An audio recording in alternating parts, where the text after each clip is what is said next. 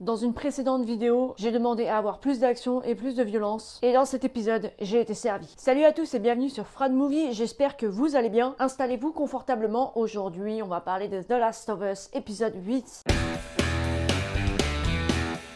Dans cette vidéo, il n'y aura que des spoilers, donc si vous n'avez pas vu l'épisode et la série en intégralité, je vous invite à aller la voir parce que ça vaut vraiment le détour et à revenir sur la vidéo après. Première chose, l'ironie du sort dans cet épisode, alors tous les fans de jeux vidéo le savent et le savaient déjà avant la diffusion de cet épisode, c'est que l'acteur Troy Baker qui incarne le rôle de James dans cet épisode 8 de The Last of Us est l'acteur qui incarne le rôle de Joel dans les jeux The Last of Us. Et d'ailleurs, Troy Baker a bien failli avoir le rôle de Joel Miller. Plutôt ironique, non? Quand on sait qu'il se fait éclater gentiment et poliment à la hache par Ellie, ou plutôt sauvagement dans ce cas précis. Sinon, côté histoire, Joel est toujours entre la vie et la mort après s'être fait poignarder, et Ellie va pas avoir d'autre choix que de sortir pour déjà trouver de la nourriture, et dans le meilleur des cas, trouver des médicaments. Et coup de bol, ou malchance, elle va tomber sur deux mecs aux allures sympatoches qui appartiennent à une communauté, cannibale certes, mais à une communauté quand même, et grâce à eux, entre guillemets, et grâce au cerf qu'elle a chassé, elle va obtenir des médicaments pour Joel. Et ce qui est plutôt drôle, c'est que c'est probablement grâce à cette secte que Joel va survivre et va les tuer. Parce que sans médicaments, à mon avis, Joel serait mort. Parce que entre le moment où il est complètement en PLS, que Ellie lui injecte le produit, et le moment où ça devient une machine à tuer, il se passe pas longtemps. Allez, pour être gentil, on va dire quelques heures, mais franchement, je pense même pas qu'il y ait autant d'heures que ça. Et donc, je pense que vraiment, s'il n'avait pas eu l'injection, s'il n'avait pas eu les médicaments,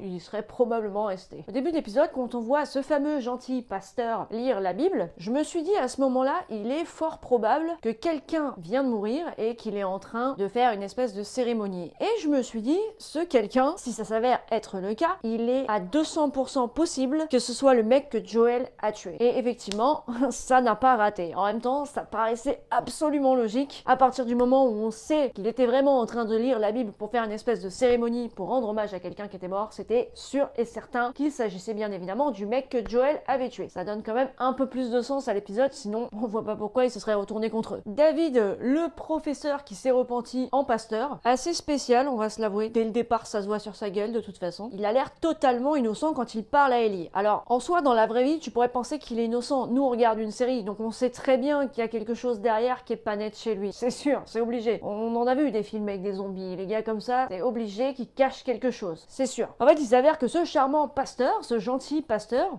ça soit en fait en quelque sorte un espèce de dictateur et un espèce de gourou pour une secte. Tout le monde l'idolâtre, tout le monde l'adore, tout le monde le vénère et en fait j'ai l'impression que le mec ne se sent plus pissé, clairement. Mais je pense que la communauté vivrait bien mieux s'il n'était plus là et d'ailleurs c'est ce qu'ils vont pouvoir faire. Comme je le disais, il s'agit d'une communauté de cannibales, alors oui et non, parce que d'un côté la communauté dans la globalité ne le savent pas, qu'ils sont en train de bouffer des gens et encore moins des gens de leur communauté, c'est absolument dégueulasse. Mais David, charmant pasteur, et quelques collègues autour de lui en sont bien conscients. Alors, ça lui répugne, oui, mais d'un autre côté, il dit qu'il n'a pas d'autre choix que de faire ça, du cannibalisme, pour garder sa communauté en vie. Ce qui est complètement con, parce que tu veux garder ta communauté en vie, ok, mais du coup, tu tues des gens de ta communauté pour garder ta communauté en vie. C'est qu'à un moment donné, mon gars, il restera plus personne. Je me suis demandé pourquoi David voulait absolument garder Ellie en vie, ce qui me paraissait assez bizarre. Et en fait, quand elle est dans la cage, tout s'explique. Déjà, il voit que Ellie a une sorte de violence en elle. J'allais dire refoulée, mais non, elle est pas franchement refoulée. Il voit qu'elle a une sorte de violence, mais en même temps, c'est comme un nez au milieu de la figure, tu peux pas la rater. Et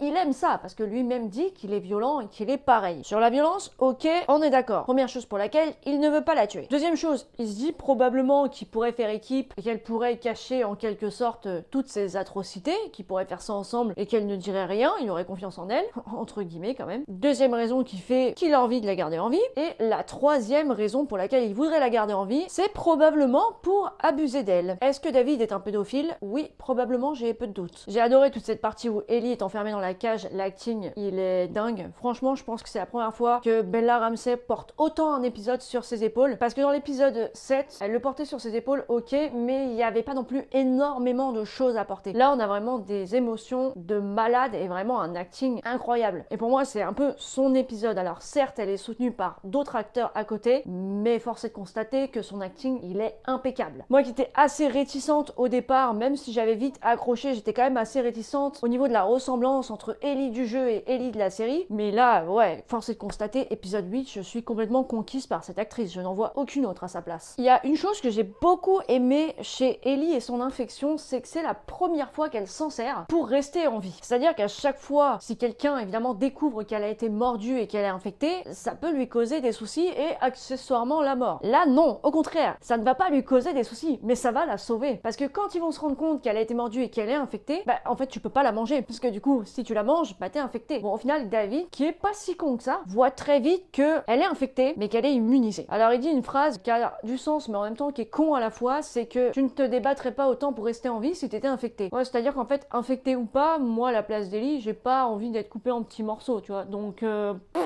franchement, j'ai envie de te dire, immunisé ou pas immunisé, je me bats coûte que coûte. Je ne veux pas sentir chaque morceau de mon corps se détacher de mon corps, en fait. C'est dégueulasse. Donc cette phrase, elle a du sens, mais en fait, pas vraiment. Arrive cette scène dans le restaurant où Ellie fout le feu, et la scène où elle tue David, c'est même pas qu'elle tue David, c'est qu'elle le massacre. Elle le plante, je sais même pas combien de coups de couteau elle lui met, mais c'est un truc de ouf. Et tu vois, la rage sur son visage, la peur en même temps qu'elle a eue, et la rage qui ressort. C'est, encore une fois, l'acting incroyable. Je m'y attendais pas à cette scène en plus. Parce que j'étais persuadée que c'était Joel qui allait arriver et qui allait le tuer et sauver la vie de Ellie. Je m'attendais pas à ce que ce soit Ellie qui tue David. Alors je crois que dans les jeux vidéo, ça se passe aussi comme ça. C'est bien Ellie qui tue David. J'avoue, je me rappelle plus. Pour le coup, vraiment, il a surprise. Parce que j'attendais vraiment à ce que Joel débarque. En parlant de Joel, le voici de retour après un laps de temps légèrement dans les choux. Et là, on voit la violence de Joel dans cet épisode. C'est pas de pitié, pas de quartier. Il va les démonter. Il sent que Ellie est en danger.